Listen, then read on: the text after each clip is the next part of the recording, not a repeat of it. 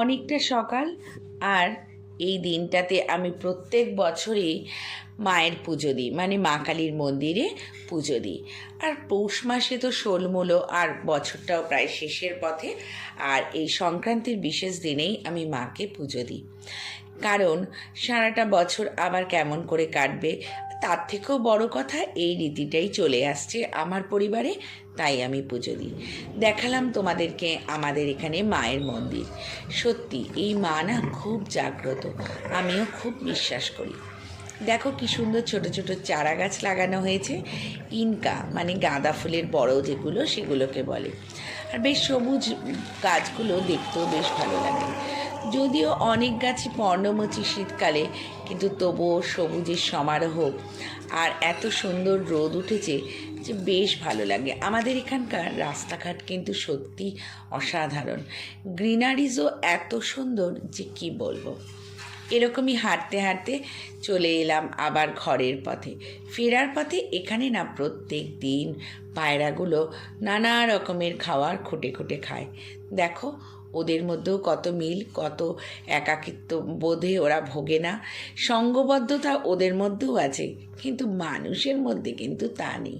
যাক, একদিকে মাছ ভাজা বসিয়ে দিলাম। তোমরা বলতে পারবে ওটা কী মাছ? যদি বলতে পারো ইনবক্স করো। আচ্ছা, আমার ভিডিওগুলো কি তোমাদেরকে কি একটুকু আনন্দ দেয়? তাহলে একটু লাইক কমেন্ট শেয়ার করো। প্রতিদিন এটা বলতে ভালো লাগে না, তবুও বললাম। জানি তোমরা কমেন্টসের মাধ্যমে পাশে থাকো।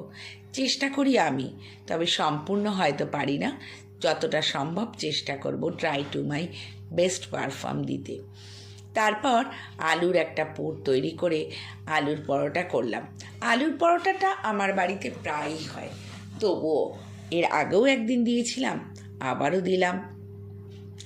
দেখো আমি পিঠে তৈরি করছি। বলতে পারবে এটা কি পিঠে? হয়তো পারবে, আবার নাও পারতে পারো। সরা পিঠে। আগেকার দিনে তো মাটির সরার মধ্যে সরা পিঠে করা হতো, কিন্তু এখন আর সেই রেওয়াজটা নেই। এখন আধুনিকতার যুগে আমরাও অনেকটা ফাঁকিবাজ হয়ে গেছি। আর দেখো এই ননস্টিকের সরা পিঠেটায় পিঠে করতে কিন্তু ভীষণ সুবিধে। একটুখানি গুলে নিয়েছিলাম চালের গুঁড়িটা নুন দিয়ে প্লেন জলে। কিছুটা শুধুই করলাম, আর কিছুটা পুর দিয়ে। প্রথমে একটু পুর দিলাম, তারপরে নারকেলের সন্দেশগুলো, মানে নারকেল দিয়ে গুড় দিয়ে যেটা আমি পাকিয়ে রেখেছিলাম নাড়ুর থেকে একটু আগের স্টেজ, সেই পুরটা দিলাম। ওপর থেকে আবার কিছুটা চালের গোলা দিয়ে দিলাম, দিয়ে উল্টে নিয়ে একটা ছোট্ট স্টিকের সাহায্যে এপিট করে উল্টে নিলাম। আর রেডি হয়ে যাচ্ছে আমার কিন্তু চিতল পিঠে। এদিকে দুধ বসিয়ে দিয়েছি, তারপরে চুষি রেডি করছি। যদিও চুষিটা রেডি করাটা তোমাদেরকে পুরোটা দেখানো হলো না, তবুও আবারও দেখাবো কালকে আবার একটা ব্লগের মাধ্যমে। এই দেখো চুষি করে দুধের মধ্যে ফেলে দিয়েছি, সঙ্গে নলেন গুঁড়ো দিয়ে দিলাম।